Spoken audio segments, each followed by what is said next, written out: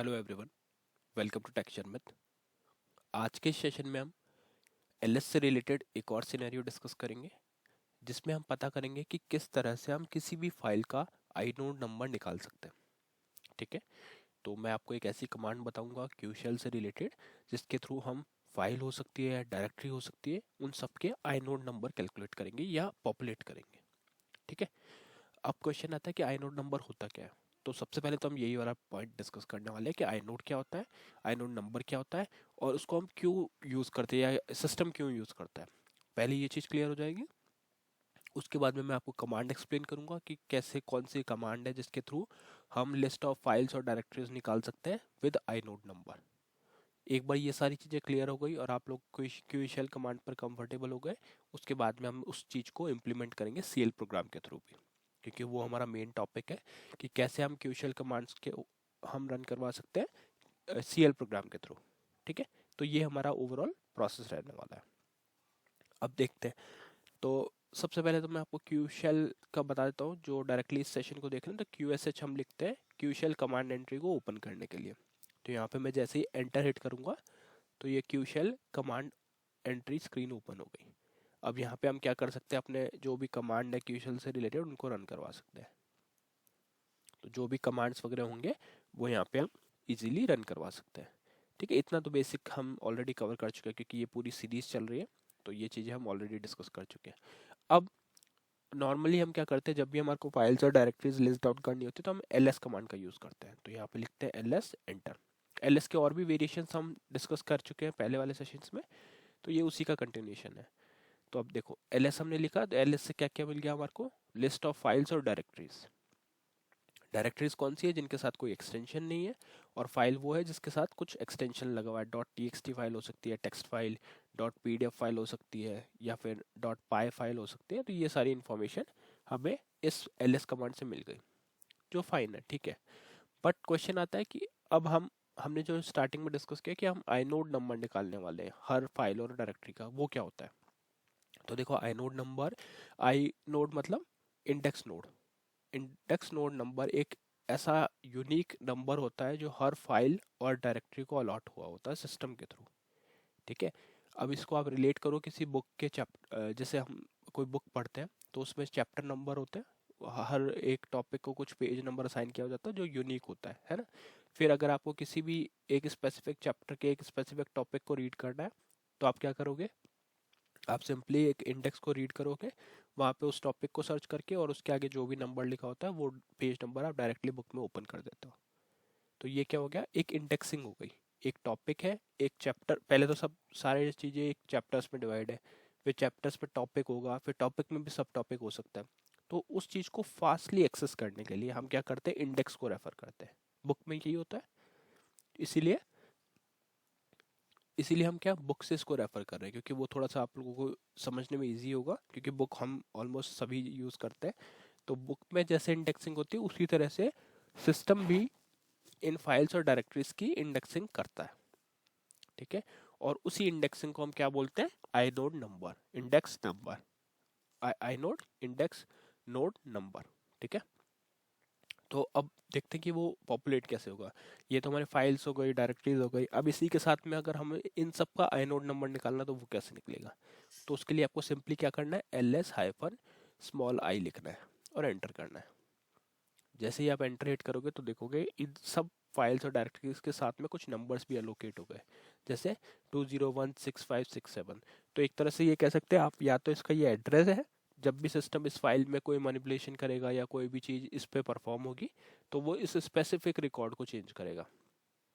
अब आप इसको कंपेयर कर सकते हो आरपीजीएल के टर्म्स में आरआरएन नंबर से। अगर आप लोगों ने पढ़ा है आरपीजी में तो वहाँ पे हम आरआरएन नंबर रखते हैं हर रिकॉर्ड का, रिलेटिव रिकॉर्ड नंबर। तो वैसे ही यहाँ पे एक आई नोड भी होता है जो हर एक स्पेसिफिक डायरेक्टरी का अलग होगा। आप देखना इसमें कोई भी रिपीटेड नहीं मिलेगा, ये सब यूनिक नंबर्स असाइंड है इनको। डायरेक्टरीज को आप देखो, फाइल्स को देखो, सबको एक ना एक नंबर असाइंड हुआ है। तो यही इनका आई नोड नंबर है, यानी इंडेक्स नंबर है। तो अगर बुक वाले एग्जाम्पल से रिलेट करें तो जब भी इन फाइल्स और डायरेक्टरीज को ओपन करना होगा तो डायरेक्टली सिस्टम इन नंबर्स को रेफर करेगा कि 1672990 कहाँ पे है। तो उसको उस पे डायरेक्टरी में कौन सी डायरेक्टरी मिलेगी, हैश हैश डी, उसी तरह से अगर सिस्टम देखेगा 2167080 कहाँ पर है, किसका नंबर है, तो वो वहाँ पे उसको फाइल मिलेगी report2.ptf। तो इस तरह से सिस्टम सभी फाइल्स और डायरेक्टरीज को एक इंडेक्स नंबर अलॉट करता है, जिसको हम आई नोड नंबर बोलते हैं। आई मतलब इंडेक्स और नोड मतलब एक स्पेसिफिक नोड उसकी, ठीक है। तो ये होता है आई नोड नंबर के बारे में। अब क्वेश्चन आता है कि क्या हम इसको कैपिटल में लिखें तो भी सेम रिजल्ट आएगा, देखते हैं। यहाँ पे आई लिखा, एंटर किया, तो यहाँ देखो क्या आया, ये कुछ यूजेस वगैरह बता रहा है। मतलब हमें जब भी कमांड लिखनी है तो ls-small i लिखना है, ठीक है। स्मॉल आई लिखोगे तभी उसी केस में आपको ये मिलेगा फाइल का इंडेक्स या फिर आई नोड, ठीक है। फाइल्स और डायरेक्टरीज का इंडेक्स या फिर आई नोड। तो ये चीज़ें क्लियर होनी चाहिए कि कैसे हमारे को कमांड लिखनी है। इनकेस अगर आपने बिना स्पेस के ls-i लिख दिया तो भी वो एरर देगा, क्योंकि यहाँ पे ये कोई कमांड ही नहीं है। तो यहाँ पे क्या लिखा हुआ है, 1 to 19, और यहाँ पे लिखा हुआ है found searching for command ls-i no such path और डायरेक्टरी, क्योंकि यहाँ पे आपने स्पेस ही नहीं दिया, तो कोई पाथ और डायरेक्टरी है ही नहीं उसकी। अगर आप स्पेस दिए होते तो आपको ये पूरी एक लिस्ट मिल जाती। प्लस वो केस सेंसिटिव भी है, अगर आप यहाँ पे कैपिटल आई दोगे। अच्छा, अगर हम ls को कैपिटल लिख के -i लिखते हैं तो क्या होगा, तो इस केस में ये वर्क कर रहा है। मतलब हाइफन के बाद में जो चीज़ें हैं वो केस सेंसिटिव है, उसको हमारे को करेक्ट देना होगा, ठीक है।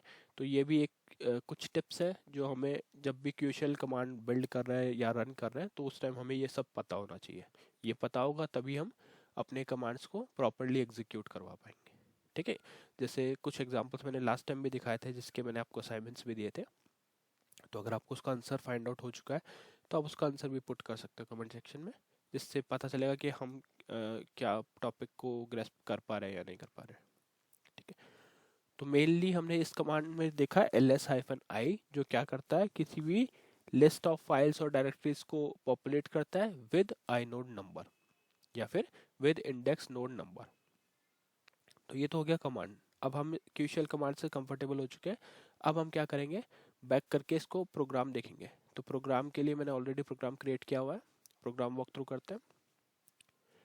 इस प्रोग्राम को हमने क्यों बनाया है, CL program to list files and directories with inode. तो यहाँ पे भी वही है, आई नोड के थ्रू हम इसको एक्सेस करने वाले हैं, किस किस को, फाइल्स और डायरेक्टरीज को। आई मतलब इंडेक्स नोड।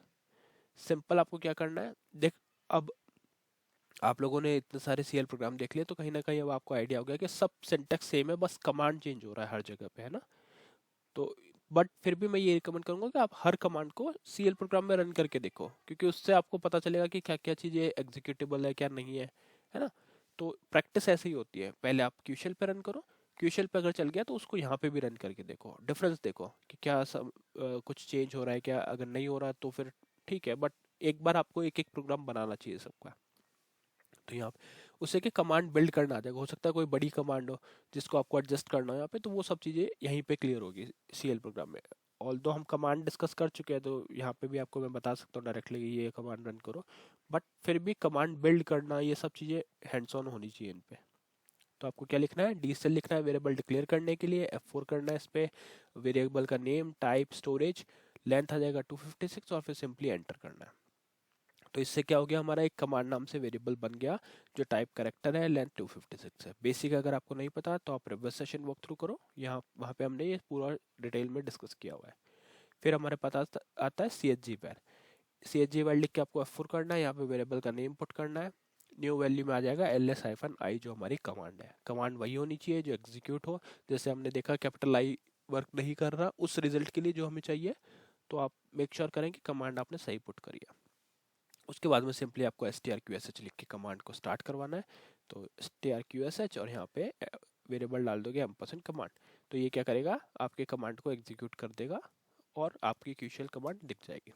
तो यहाँ पे करते हैं इसको कंपाइल और आउटपुट चेक करते हैं। तो जैसे ही कंपाइल हुआ अब इसको करते हैं कॉल, तो आप देखोगे वही लिस्ट हमारे पास आ गई जिसमें आई नोड नंबर अवेलेबल है हर फाइल और डायरेक्टरी के लिए, ठीक है। तो यही हमारी रिक्वायरमेंट थी कि कैसे हम फाइल्स और डायरेक्टरीज को लिस्ट डाउन कर सकते हैं with their inode number. तो यहाँ पे वही हुआ, आई नोड नंबर के साथ में फाइल्स और डायरेक्टरीज पॉपुलेट हो चुकी है, ठीक है। तो इस सेशन के लिए इतना ही था। आई होप ये सेशन आपको क्लियर हुआ होगा। नेक्स्ट सेशन में हम बाकी टॉपिक डिस्कस करेंगे। So thank you for watching texture math.